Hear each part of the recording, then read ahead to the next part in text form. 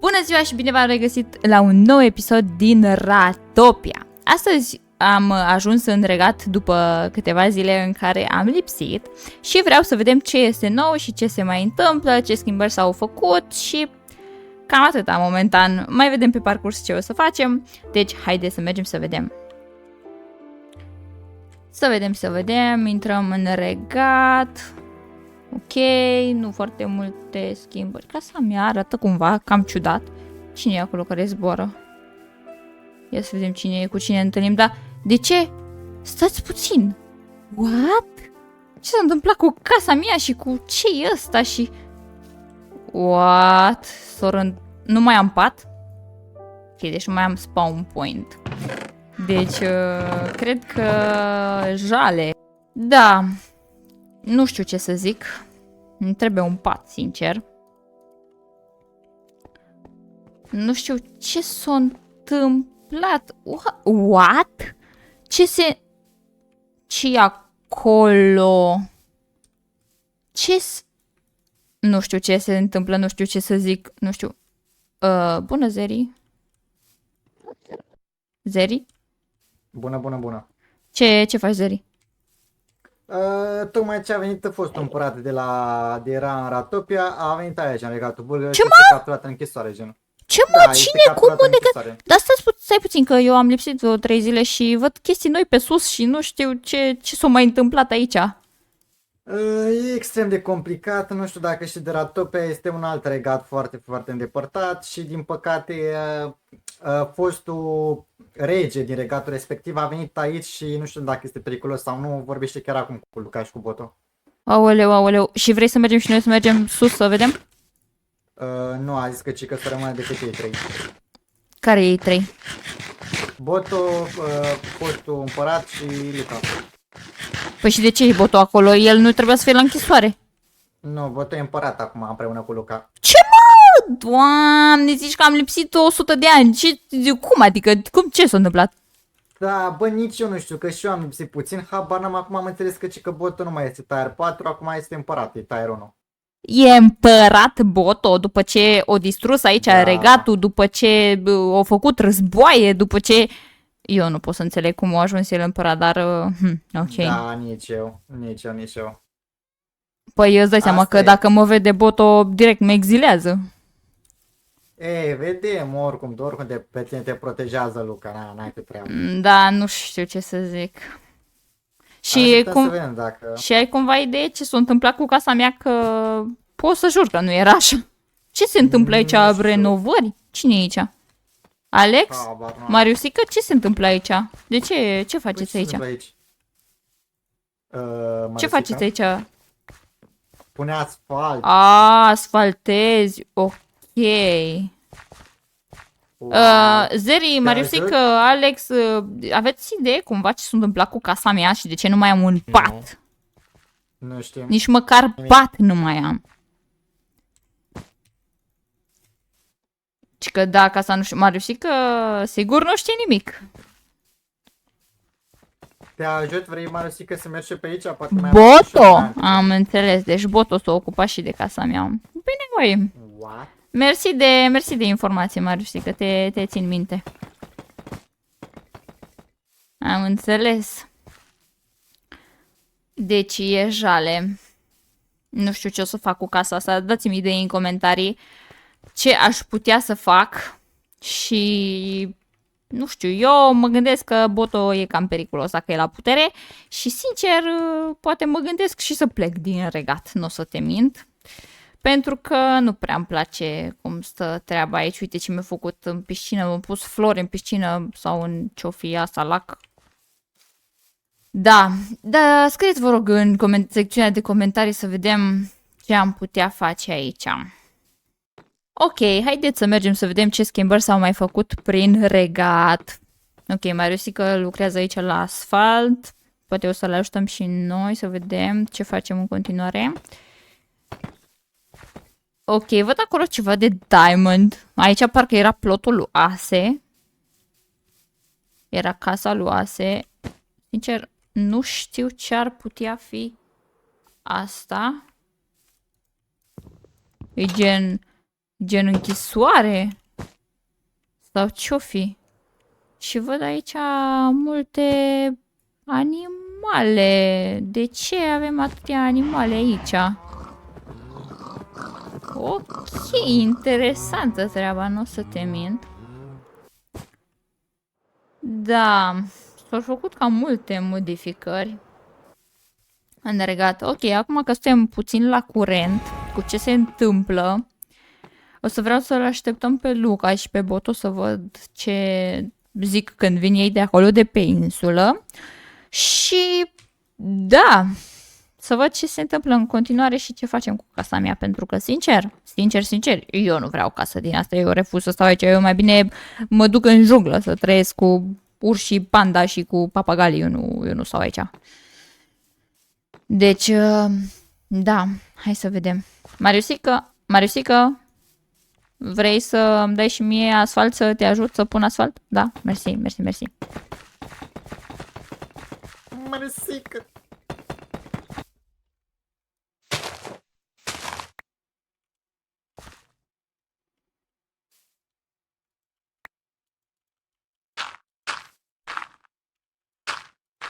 Ok, aici cred că era o mare intrare secretă și cred că tocmai am asupat-o.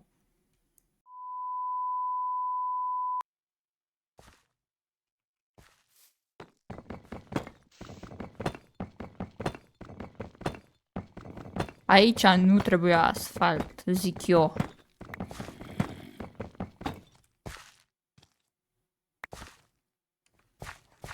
Se aud zombie? Sub casa mea? Mă, ia sub casa mea.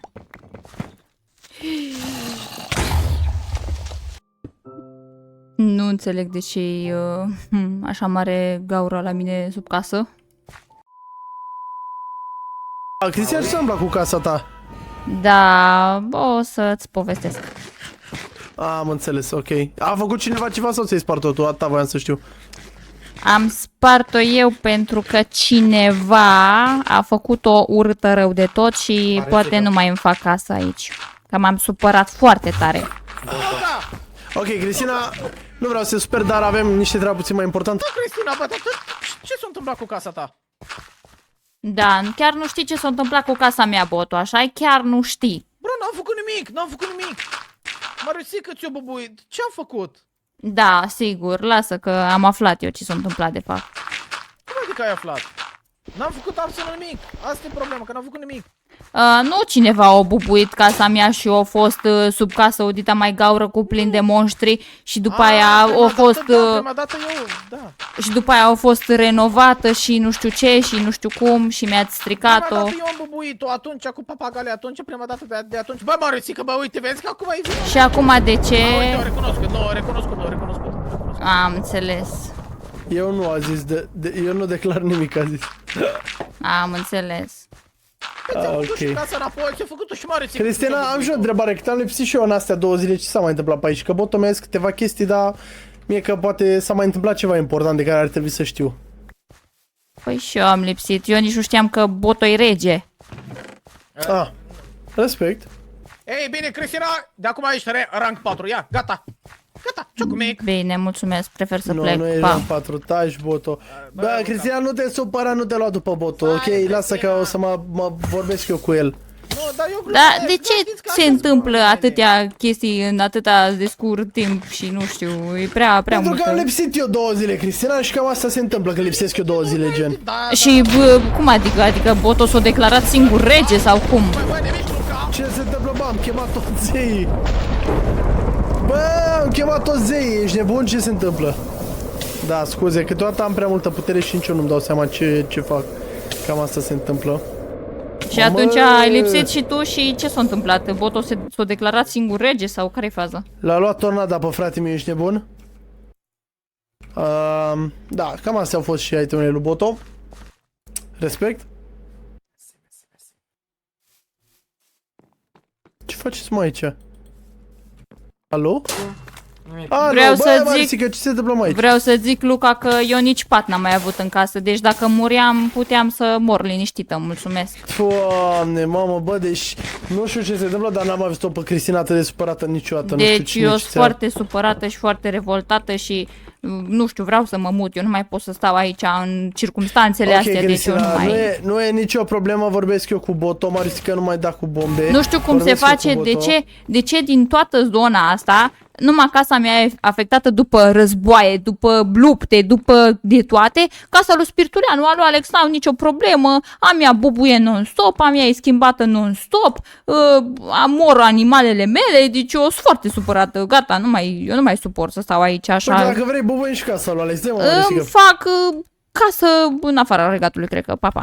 Bă, Cristina, uite acolo la Alex, repede. Ce-a făcut Bravo Marisica? lui. Bă, uite, vezi? Nu numai tu ești. Bă, ce? Da, mă, Cristina, înțeleg. Boto poate să fie foarte enervant. Crede-mă, eu știu cel mai bine chestia asta, dar o să vorbesc cu el și o să împac.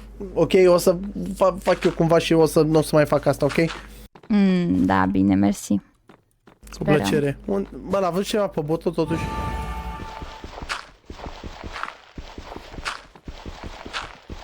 Bă, terib, gen. Da, cam așa. Cam așa e. Nici nu știu să mai îmi fac casă în oraș, să nu mai îmi fac, să plec. Ce părere ai de nou rege? De regele ăsta nou? De Boto, crezi ce-i ghiozdanul la el? De Boto? What? Ce părere am de... Da, mă, primim ghiozdan. Ai primit un ghiozdan? care Ce are în el?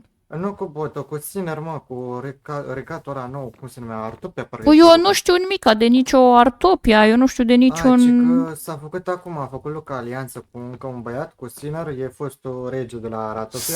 Sinner, așa îl cheamă Sinner. Da, și... Și cum adică Mă, au pare făcut mai alianță? Deci eu nu înțeleg. Deci acum, ai zis că abia acum au venit ăsta, cum așa au venit, o răsărit din cer și bună Da, ziua, nu știu. haideți să facem alianță. Ce? Aparent a venit ăsta, vorbeam, îi prezentam despre regatul ăla nou, Sinner și cu Artopia și așa mai departe, să o pun și pe la... Am înțeles, da. Păi și ce? Am înțeles că au venit și deja ați făcut alianță sau ce? Nu e cazul încă. A fost așa un schimb de discuții, dar nu s-a concretizat încă nimic. Ideea e că noi trebuie să fim pregătiți pentru că acum și Artopia ne știe locația asta, trebuie să știți voi și dacă până acum trebuia să avem grijă, acum trebuie să avem grijă de 2 ori mai mult, așa că Zeri, o să te rog, chiar dacă ești rank 4, să-ți pui o armură de diamant pe tine și să ai mereu o armură de diamant. Da, sigur. Și să anunți pe toată lumea care e rang mic și așa să-și păstreze totuși o armură de diamant. Și uite-l și pe Alex care ar trebui să aibă rang cu Zeri și totuși are 100.000 de chestii. Alex, se predă totemul ăla, n-ai voie cu totemul. Ia auzi și pe ăla. Ha, dă-i lui Marisica, așa. Ce e, Boto? Boto?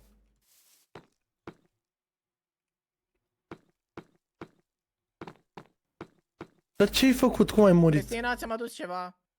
Ce? Unde ești, Uite, aici Boto? e asta. Ce mi-ai Mi-a adus? furat cineva. Uite-le mă aici, itemele. Ce s-a întâmplat aici? Aoleu, ți-a bătut ăsta câinele. Ți-a dat Alex în câine. Dar nu e a meu, că n-are Aia zgardă. lui E Boto. cadou. Ți l-a dus cadou Boto de împăcare. Da, mersi, eu am și eu câinele meu, dar nu e în regat, pentru Ce că înveți, ar fi Zeri, suferit dacă ar fi fost în regat din cauza ta, Boto. Cum din cauza Uite, îți dau mea? ceva, e o rețetă în... Luca, eu zic să o exilăm pe Cristina. De acord, Nu mai suport. plec singură, mulțumesc. Nu exilăm pe nimeni. Stop, gata, toată lumea Bă, pauză. cum nu? Bă, Taci din Luca, gură, Boto, i-am îți mai adus dau de asta. cadou, I-am adus cadou, bă, Luca, serios acum. Uite, Cristian, îți dau o rețetă secretă de familie. Încă e în teste Oh, rețeta asta. De-aia avem nu v-am arătat încă, dar burgeri. încă învăț să facem burgeri. Bă, cine folosește magii? Cine a folosit aia? Vreau să știu în secunda asta. Cine? Marisica? Să nu vă mai prind cu magii pe aici în mijlocul orașului. Și de acum încolo, toată lumea să stea cu armuri pe ei. Gata. Marisica, potole. Mamă, Marisica, deci gata. Au! Pleacă. Dai drumul de aici, Marisica. Dai drumul că pune aia pe tine, se duce pe Zeri. Au, mor câinele. Se duce pe Boto acum. Asta a fost. Da, ok, bun. Deci, Zeri de acum încolo Cristina, stai de ce? cu armuri Boto, pe nu vreau tine. să vorbesc Și cu vreau toată lumea, chiar și de rang mic, să aibă măcar armură de diamant. Pentru că, oficial, o nouă împărăție, un nou regat ne știe, practic, locația. și am fost descoperiți, dar e ok, momentan nu sunt destul de sigur că nu o să fie niciun război sau chestii de genul, dar în caz de ceva trebuie să fiți cu toții pregătiți, ok? Atâta voiam să vă spun și cam atâta, sunteți liberi. Și stai puțin, Luca, unde-i noul rege? E aici? Sau au Boto? plecat? Nu. Păi nu e nou rege, e un rege e la casă, dar nu mai e pe aici. Nu avem un nou rege, nu e nimeni, doar că ideea e că e regatul ăla Artopia și am vorbit niște chestii cu liderul lor și mă rog, încă nu se știe Ai zis că ce o n-ai să se încredere, întâmple. Cristina, să-i spui și acum de ce N-am ai spus nimic Bine. nimănui. Nu am spus nimic nimănui, Boto, taci din gură. Așa cum ați auzit, se întâmplă foarte multe chestii ciudate, eu nu mai înțeleg nimica din ce se întâmplă aici, eu sunt foarte supărată pentru ce s-a întâmplat, mi-am distrus casa, o să-mi iau itemele pe care le-am avut la casă, nu știu ce s-a întâmplat, Boto-i împărat după atâtea rele pe care au făcut, nu știu, vreau să-mi spuneți părerea voastră în comentarii despre acest aspect, vreau să-mi sugerați de asemenea în comentarii ce să fac mai departe, dacă să rămân în regat sau nu, pentru că în momentul actual sunt foarte, foarte, foarte supărată pentru tot ce se întâmplă. Ați auzit ce tot o zis și Boto, că, nu știu, Luca nu mai are încredere în mine, acum am auzit că o zis... Aoleo. Ok, dacă... Ce s-a întâmplat aici? Încă îmi lipsește ghiozdanul. Era acolo, Ghiozdan, l-am văzut eu. Ce se întâmplă Cred că aici? l-am luat Marisica. Păi, nu, dar alea cel mai eu pe iteme, Luca. Ale noastre, ce mi-ai zis să le îngrop și le aveam eu, uite. Uite, astea nu sunt astea? Marisica, ce Păi s-a nu sunt întâmplat, mă? astea. Ok, Alexe, vină încoace la un control de rutină, că cineva a luat niște iteme și trebuie să ne dăm seama cine. Că e rank 4. Uite, știu ce are. Nu e la el Ghiozdanul, să știi. Ok, bun.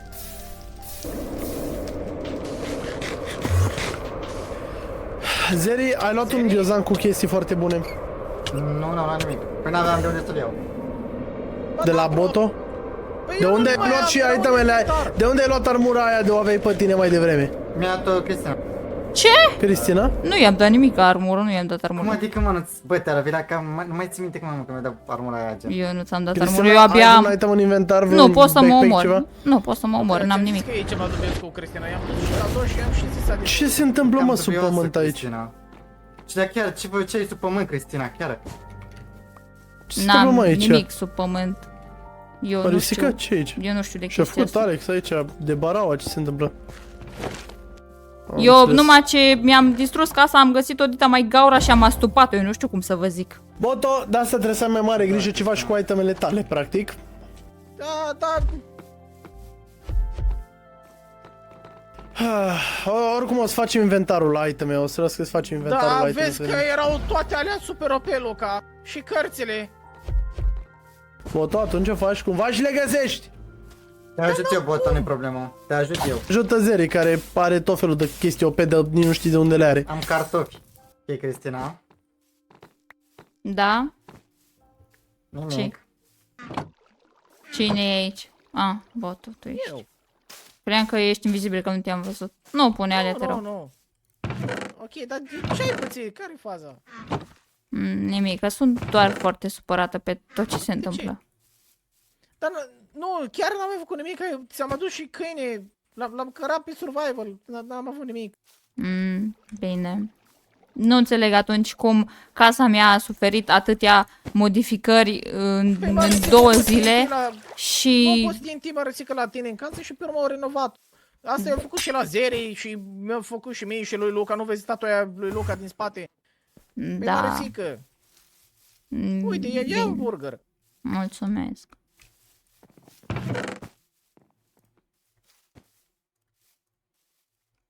Aveți cumva un ghiozdan gol să-mi pun itemele de construit? Da, uite, ia. Mulțumesc. Zeri. Boto. Da? Boto, hai să-ți arăt și ghiozdan mi-o da Zeri. Nu te cred. Acum mi l-a dat. I-am întrebat dacă are un ghiozdan gol și... Bro, Acum dar sper că încă nu mai ești. lipsesc iteme. Nu, dar... Sunt numai 6 iteme în el. Da, așa mi l-a dat. Toate. Mauleu. Ok. Ce s-a întâmplat? Nimica. Ai avut ceva în gâzdan? Mhm. Ce? Zeri. Mai bine Da? stai cu minte și nu mă implica în manevrele tale, da? Nu e nicio manevră. Da. Ce faci? Îmi pregăteam în ghiozdan itemele de construit. Să văd. Mă Te pot pregătesc ajuta să-mi cu fac... ceva? Nu, mă gândesc cum și unde să-mi fac o casă. Păi, tot aici îți faci, nu? Sau... Nu știu.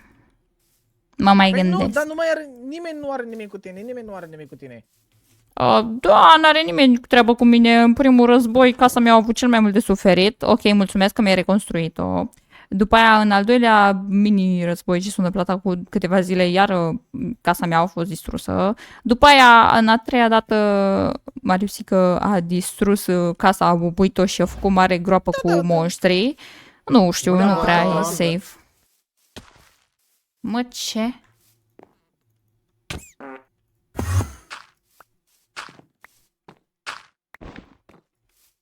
Mă, ce? Ok, bot, ok. Ce sunt? Trebuie Toate cumva să...